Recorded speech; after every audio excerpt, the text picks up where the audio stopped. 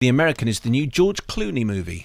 So with this poster, which is a very kind of... What poster? I'm holding it up here. I'm holding it up for you to look at, and also for people who can see on the webcam. Live streamed. But describe it for those who just doing the old it's radio basically thing. what I was going to say was it looks like a deliberately throwback poster. It looks like the kind of poster you'd have for like a 60s thriller, like an Antonioni movie, for example. It has George Clooney in a suit holding a gun, running in a semi sort of James Bond style against a block orange background with an eye. It's very Bond. But everything it is I think it's slightly more arty than Bond. Do you think it's Bond? Bond would usually be like an image of a man with exploding boats and a woman in a bikini.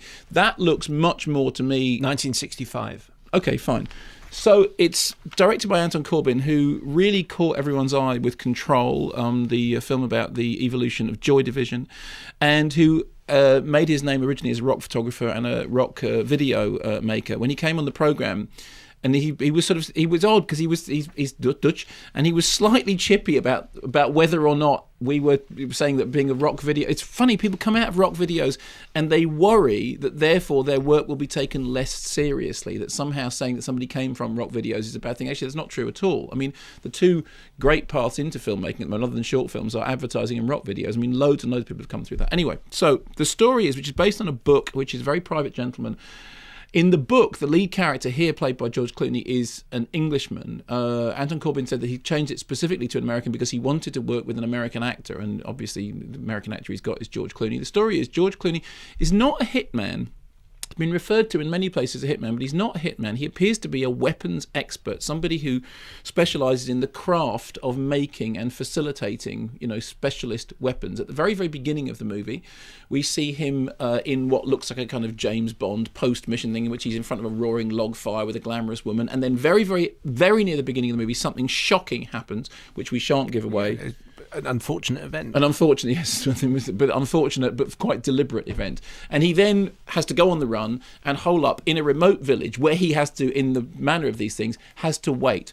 On the one hand, he has a job that he has to do, which is to do with the creation of a new weapon, a specific weapon for a specific job. On the other hand, he has to lie low. Now, this is a well-worn trait of this particular form of thriller. As a guy who's done something, has to run away from it, has to go into... I mean, actually, you can see it in things as varied as Witness, for example, in which the whole idea is you take somebody, put them in a completely foreign location where they have to blend in with the community and what's going to happen while simultaneously waiting for the bad guys to turn up or for their superiors to come and tell them what it is they have to do. Whilst he is waiting, he is given this new job of assembling a new weapon, and he has these strange meetings with a woman of no fixed hairstyle, who every time she appears to be slightly different, but who gives him instructions on what is required. Here is the particularly kind of clipped dialogue when his mission is first explained to him. I'm Edward. Matilda. Range? 150 to 175 meters. Time? 5 seconds, 7 at the most. Target? 1. Firing rate? Rapid. Magazine capacity? Large. Preferably a 5.56. The weapon must be fairly light and compact. How compact? As compact as possible. You want an automatic rifle to fit inside a woman's purse? A small vanity case will be permissible. A small briefcase would be possible. Noise? Silencer. I can only give you a suppressor. It'll dampen the decibels and dislocate the sound source. I'll reduce the muzzle flash. Can't make you silent, but I can make you invisible as long as you're willing to lose some range. 2 o'clock. Light blue shirt, sunglasses. Is he with you? I didn't see him. In any case, I'm alone. So George Clooney is American. The action starts in Sweden, then goes to Italy. So I mean, it is a truly sort of international endeavour. Here are the things that are interesting about the American. I have to say from the beginning, I don't think it's as good a movie as Control. And that may be a narrative thing. It may be that I think Control was quite remarkable in as much as somebody who's not a huge Joy Division fan, I really felt that Control did something interesting with the rock biopic beyond just the visuals. The most obvious thing to say about the American is that it looks beautiful. I mean, unsurprisingly, Anton Corbijn has a terrific eye, as does his cameraman, and the whole film, positively glows off the screen. In fact, it's designed to within an inch of its life sometimes. The moments at which it works best are the still moments. There are compositions, there are shot compositions, which, I mean, they are really genuinely, beautifully photographed, and that's terrific. The other thing is that there is a great interest in the film in watching George Clooney assembling the weapon that he has been told in that conversation to make. It's a funny thing about cinema, about craftsmanship. People crafting things on screen is a peculiarly seductive procedure. There's many movies in which you see, even when you see, it's a very militarized thing, people putting guns together on screen, and on one level it's a really horrible thing, and yet cinema somehow really loves the idea of putting things together, making clocks, making watches, making devices. Colin Firth getting dressed. Well, actually, yes. In that last, it takes that's very good. Yeah. 10 minutes to assemble all his cufflinks and collars. It's yes. the same kind of process. It is, exactly, and it's the thing about the cufflink will fit through perfectly, and then it clicks, or for example, at the beginning of Up in the Air, or even in the Ocean's 11, 12 movies, people packing and clipping suitcases and flipping things. There's something very satisfying about that process, and there is something very satisfying in The American about seeing the craftsmanship of what's going on. George Clooney's character is clearly influenced by the character of Michael Clayton. In fact, when Anton Corbijn was on the show, he said precisely that what he did was he said to Clooney, I want you to do that, only more so. The idea that Michael Clayton is somehow completely closed off from the world. And actually that's a role which he also partly parlayed in Up in the Air, the idea of somebody who's, he's not warm, he's not cuddly, he's not nice, he's actually shut down, he's emotionally isolated. Now, I would say that the obvious references for the film, but a lot of people have referred to Paolo Sorrento's Consequences of Love. Obviously, Antonioni is the passenger to some extent.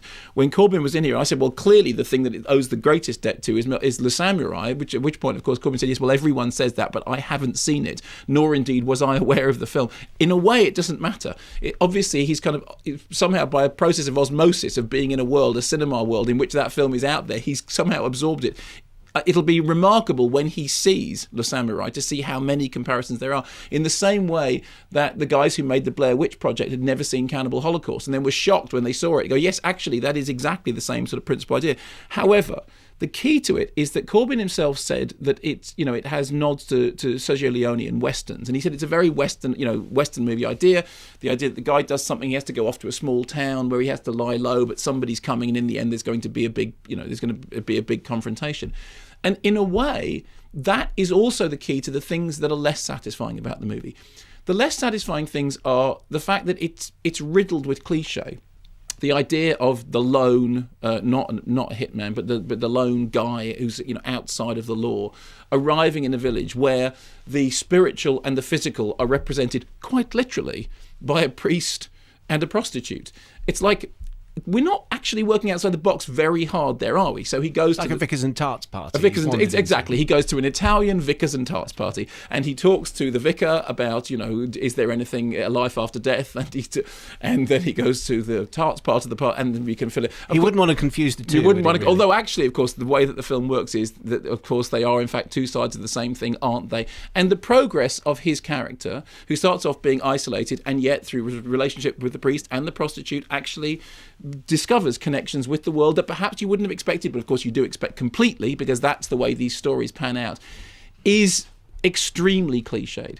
If there is a great value in the film, it's that it takes a situation that is so cliched, that is so hackneyed, that is so overworked, that is so predictable, and yet manages to breathe life into it through its stylishness, through the fact that it is shot in such an interesting way, through the fact that George Clooney does that shut down guy on his own rather well, and is not just that he's photogenic, the camera loves George Clooney, and there's something about him, the camera can look at him for a very long time doing very little, and somehow it is still a cinematic spectacle.